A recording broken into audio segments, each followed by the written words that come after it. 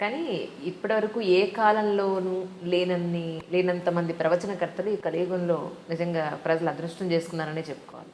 ఎందుకంటే చేసేది మంచా చెడ, లేకపోతే అసలు ఏం జరుగుతోంది, ఎలా ఉంటే మంచిది అనేది మీలాంటి వాళ్ళందరి వల్ల కూడా చాలా మేలు నిజంగా. అంటే ఒకట్లేండి, కొంతమంది మరీ మూర్ఖంగా చెప్పి మరీ మూర్ఖంగా బిహేవ్ చేసేవాళ్ళు కొంతమంది ఉన్నప్పటికీ విధానాల్లో తేడాలు ఉంటాయమ్మా. కానీ ఒక మేలు జరుగుతున్నది ఏమిటంటే అందరి వల్లను. అసలు ఈ ఈ మధ్య 10 ఏళ్ళుగా మనం జరుపుకుంటున్న పండుగలు ఇదివరకు మనం జరుపుకోలేదు. గుళ్ళల్లో ఈ మధ్య 10 ఏళ్ళుగా ఉన్న ఉత్సవాలు ఇదివరకు జరగలేదు. ప్రధానంగా యువతరంలో గుళ్ళోకి వెళ్ళి తీరాలనే ఆలోచన రావడానికి నా సాటి ప్రవచనకర్తలు షణ్ముఖ శర్మ గారు, చాగంటి కోటేశ్వరరావు గారు లాంటి వాళ్ళు నిజంగా కారణం లేదు. నేను దండం పెట్టాను. అసలు ఆలోచన ముందు వెళ్ళ తీరాలి. గుళ్ళోకి వెళ్ళడం తప్పనిసరి. నిత్య విధుల్లో గుళ్ళోకి వెళ్ళడం ఒకటి, నిత్య జీవిత చర్యల్లో గుళ్ళోకి వెళ్ళడం ఒకటి. ఆ భావం కలిగిందా లేదా? అది క్రమంగా చైతన్య మార్గంలోకి, జ్ఞాన మార్గంలోకి వెళ్ళడం అనేది ముందు తెలుసుకుంటే కదా వెళ్ళేది. నా తాపత్రయం వల్ల ఏమిటంటే ఈ కర్మకాండ ఉన్న విషయం ఉంది. మనం అనుకునేది ఈ గుళ్ళు, గోపురాలు, తీర్థాలు, యాత్రలు, యజ్ఞాలు, ఇది 2 వైపులా పదునున్న కత్తి. తీసుకెడితే మనిషిని యోగ వాసిష్టంలోకి, జ్ఞాన మార్గంలోకి తీసుకెడుతుంది. లేదు, ముంచేస్తుంది. అక్కడ పిచ్చి నమ్మకాలు పడిపోతాడు. వెళ్ళడం మంచిదే, కానీ ఎప్పుడైనా వెళ్ళలేకపోతే అయ్యో వెళ్ళలేకపోయాను బెంగట్టుకోక్కర్లేదు. పైగా ఏమిటంటే సోమవారం శివుడు గుడిని, ఆంజనేయ స్వామి, మంగళవారం ఆంజనేయ స్వామి టైం టేబుల్ పెట్టేసరికి మంగళవారం పొరపాటు శివుడి గుడిలో కడితే ఏమన్నా అవుతుందేమో అన్న బెంగ. ఇదే మీరు అనుకునే మూర్ఖత్వం. ఇవి పెరిగిపోతాయి సహజంగా. అంటే ప్రవచనకర్తలు ఎవరైనా, నేనైనా వారైనా జాగ్రత్త తీసుకోవాల్సింది, మనం ఇది చెబుతున్నది వారు ఒక క్రమశిక్షణతో ఒక పద్ధతిలో ఉండడానికి, కానీ ఇదే అంతిమ లక్ష్యం కాదు. గుడి అనేది ఒక శిక్షణ కేంద్రం. మనం భగవంతుడికి ప్రత్యేకంగా అక్కడ విగ్రహాన్ని ఏర్పాటు చేసి, అది ఎంతైనా అది విగ్రహం. ఆ విగ్రహం దెబ్బతినకుండా చూడాలి. కానీ ఇంకా చెంబుడు పాలు పోస్తే ఒక పాలం, బిందెడు పాలు పోస్తే ఒక పాలం చెబితే అందరూ బిందే పోస్తారు. 1000 బిందెలు పోస్తే శివుడు ఏమవుతాడు? నా తాపత్రయం అలా. నేను చెబుతున్నది అదే. కొంతమందికి నచ్చచ్చు, నచ్చకపోవచ్చు, ఏదో వారిని వ్యతిరేకించారంటారు, వీరిని ఏదో అన్నారంటారు. అవన్నీ నాకు అనవసరమైన విమర్శలు, అవన్నీ నేను ఎప్పుడు పట్టించుకోను. దాని గురించి కాదు అసలు ఆలోచించాల్సింది. విగ్రహారాధన దేనికి? ప్రతీకాత్మకంగా జరగాలి విగ్రహారాధన. అదే లక్ష్యం అన్నట్టుగా మాట్లాడద్దు. అది లక్ష్యం కాదు, ఎక్కడా చెప్పలేదు ఆ విషయం. ప్రతీకాత్మకంగా జరగాలి. శంకరాచార్య చెబుతారు స్పష్టంగా వేదాంత సార సంగ్రహం. కషాయే కర్మభి పక్వే తతో జ్ఞానం ప్రవర్తతే. ఆయుర్వేద వైద్యులు కషాయాన్ని తయారు చేస్తుంటే ఈ తెడ్డు పెట్టి తిప్పుతూ ఎప్పటికప్పుడు పాకం చూసుకుంటాడు. పాకం సరిగ్గా ఉందా లేదా, పాకం సరిగ్గా ఉందా. అలా మనం చేసే సత్యనారాయణ వ్రతం సహా, పెళ్ళిళ్ళు సహా, ఉపనయనాలు సహా, ఇదెందుకు ఆ ప్రయోజనం నెరవేరిందా లేదా అని చూసుకోవాలి. లేకపోతే ఒట్టి కర్మకాండ మిగిలిపోతుంది అక్కడ.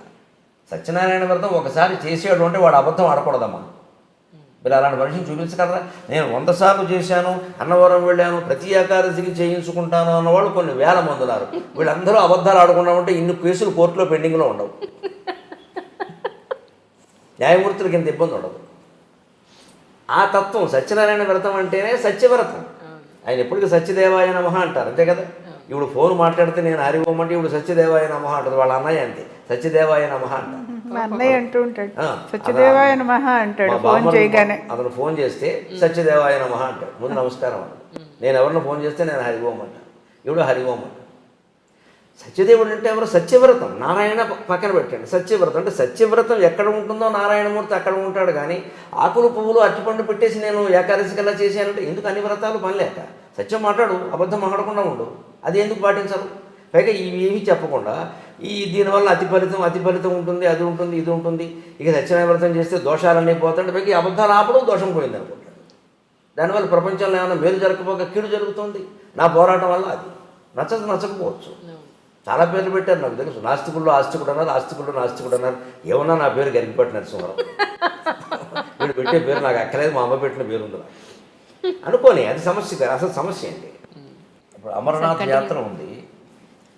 చాలా యాతన పడి మంచులింగాన్ని చూడాలని మైళ్ళ కొద్దీ నడిచి ఏదో డోలీలు అవి ఎక్కి ప్రాణాలు పణంగా పెట్టడమే సుమారుగా. అలాగే ఇప్పుడున్న తీవ్రవాద భయంలో మరీ ప్రమాదం. ఇంత చేస్తున్నప్పుడు దాని సారాంశాన్ని గ్రహించకపోతే ఎలాగా? నా తాపత్రయం అది. అమరనాథ్ యాత్ర కథలో మీకు అమరనాథ్ యాత్ర ఫలం రహస్యవంతం. దాని మూలం ఏమిటి? శివుణ్ణి పార్వతీదేవి అడిగింది, సృష్టి రహస్యం ఏమిటని. పార్వతి అడగడం అంటే మన పురాణాలు అలా ఎందుకు చెబుతా ఆవిడకి తెలియగలుగుతుందా? మనకి తెలియజెప్పాలి కదా, ఎవరో అడగాలి, ఎవరో ఒకరు చెప్పాలి కదా, అందుకని అడుగుతారు అంతే. ఆవిడ తెలియకూడదు. ఈయన అలాగే నీకు చెప్తాందా అని ఆయన, పార్వతీదేవి, నందీశ్వరుడు, సరే మెడలో ఎలాగో నాగభూషణం ఉంటుంది, పక్కన గణేశ్వరుడు అంతా కలిసి ఉన్నారు అక్కడ. కొద్ది దూరం ముందుకు వెళుతాను, నేను చెప్తాందా తీసుకు. ఆ యాత్ర కథ అలా నడుస్తుందండి. వెళుతుంటే మీరు గమనించండి, గణేష్ పెహలే గావును వస్తుంది. అక్కడ ముందు నందీశ్వరుని వదిలేస్తాను, వాహనాన్ని వదిలేస్తాను. ఇంకొంచెం ముందుకు వెళ్ళాక నంది చౌక ఏదో ఒకటి వస్తుంది, గణేష్ చౌక, అక్కడ గణేశ్వరుని వదిలేస్తాను. ఇంకొంచెం ముందుకు వెళ్ళాక నాగ చౌకను శేషనాగ్ అక్కడ పామును వదిలేస్తాను. చివరికి ఇంకా ఆ గుహ దగ్గరికి వెళ్ళేసరికి పార్వతి పరమేశ్వరుడు ఇద్దరే ఉంటారు. అంతకుముందే వాహనం వదిలేశారు, కుమారుని వదిలేశారు, నాగుపామును కూడా వదిలేశారు. ఇవన్నీ చౌకని పేరు ఉంది కదా, శేషనాగ్, నంది చౌక్, పెహలగావ్ ఉన్నాయి. పెహలగావ్ దగ్గర నందీశ్వరుని వదిలేసేయాలి. తర్వాత గణేష్ చౌక్ దగ్గర గణేషుని ఇంకొన్ని వాగిపోవయ్యా అంటారు కొడుకుని. తర్వాత ఇంకో 3వ 4వ శేషనాగ్ గారు ఉంటుంది, అక్కడ ఆ పామును కూడా తీసేస్తాడు. శివుడు పార్వతి ఇద్దరు లోపలికి వెళ్తారు. లోపలికి వెళ్ళాక ఏమయ్యాడో తెలియదు. అక్కడే శివుడు లింగమయ్యాడు. సమస్త సన్మంగళాన్ని భవంతో కథను ముగిస్తాడు. ఇది అమరనాథ్ కథ. మరి ఇప్పుడు సృష్టి రహస్యం ఏమిటి? ఇప్పుడు ఇందుకే ఇందులో సృష్టి రహస్యం ఏమిటంటే, అది నీకు అర్థం కావాలంటే ముందు వాహనాల మీద వ్యామోహం వదిలేయి. పహలే కావాలి, నందీశ్వరుని వదిలేసాడు. నంది ఎవరు? వాహనం. ఈ కార్లు, సొంత చార్టర్లు, విమానాలు ఎన్ని పెట్టుకుంటున్నాయి ఇవాళ? ఒక కారా? ఇంట్లో 2 మనుషులు ఉంటే 2 కార్లు ఉంటున్నాయమ్మా. అన్ని అవసరమా? సర్దుకోలేరా? మరి ట్రాఫిక్ జామ్ అయిందనేది మనమే, కాలుష్యం పెరిగిందనేది మనమే. మన వల్ల ఏం జరుగుతుందో ఆలోచించుకోవద్దా? తనలో తాను రవంతా మారడానికి అన్నది దేనికని? అమ్మ ఒక్కళ్ళ వల్ల అయిందా? దేశమంతా ఎవరు దేశమంతా కేసీఆర్ సరి చేస్తారా, జగన్మోహన్ రెడ్డి సరి చేస్తారా, నరేంద్ర మోడీ సరి చేస్తారా? అందులో మనం ఒకళ్ళం కాదా? మనం ఎవరు సహకరించకుండా వారు చేసేస్తారా? వారు ఏమైనా మాయ చేస్తారా? కాదు కదా. ఏ పరిపాలకుడు మన ఈ పార్టీ కదా ఆ పార్టీ ఉన్నా ఎవరు చేయగలిగింది లేదు. ప్రజల్లో కూడా మార్పు రావాలి. అసలు ఇన్ని వాహనాలు నాకు అవసరం. 4 కుటుంబ సభ్యులు ఉంటే 2 కార్లు 2 బళ్ళు ఉంటున్నాయమ్మా. పిల్లలకు కూడా చెరువు బండి. వాహనాల మీద వ్యామోహాన్ని వదులుకోండి. వీలైనంత దూరం నడిచి వెళ్ళండి. అక్కడ నడిచే వెళ్ళక తప్పదు. కొన్ని ప్రాంతాలు మీరు ఏం చేయలేరు. ఆ ఆరోగ్యం ఉన్నవాళ్ళే వెళ్ళాలి. ఇంకొంచెం వెళ్ళాక గణేశ్వరుని వదిలేశాడు. సంతానం మీద వ్యామోహం వదులుకోండి. ఇంకా మా అబ్బాయి ఎలా ఉన్నాడు, కోళ్ళు ఎలా ఉంది, ఏమిటో కోడలు నీళ్ళు లోసుకోలేదు, అత్తగారి కంగారు ఏమిటమ్మా నాకు అర్థం కాదు. కందకలేని దురద కత్తిపెట్టకని. దీనికి ఇది అహంకారం తప్పితే ఏం లేదు. ఇది అహంకారం అంటే గర్వం కాదు. నా వంశం, ఈ కోళ్ళు వచ్చాక నా వంశం, ఇప్పుడు ఈ ఏమైనా సూర్యవంశమో చంద్రవంశమో పెరగకపోతే నష్టం ఏంటి?